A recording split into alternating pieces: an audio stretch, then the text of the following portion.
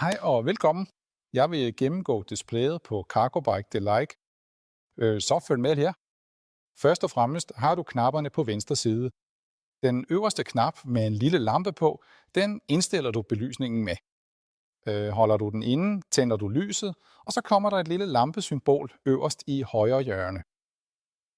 Holder du den inde endnu en gang, kommer der et lille A frem her, og det betyder, at det tænder automatisk, når det bliver mørkt. Det er som regel standard at have den tændt.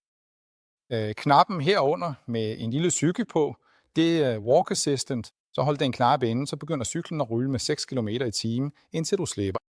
Plus- og minusknappen, det er til at vælge tilstand, når du cykler. Eco, Tour, Sport, Turbo og Boost er den kraftigste og hurtigste. Power-knappen, som du tænder displayet med, kan du også bruge til at se, hvor langt cyklen har kørt, trip-måler osv. Vil du ind i underkategorierne, så holder du plus- og minusknappen inde. Vær opmærksom på, at mange af funktionerne derinde er låst. Tak fordi I kiggede med, og har det rigtig godt.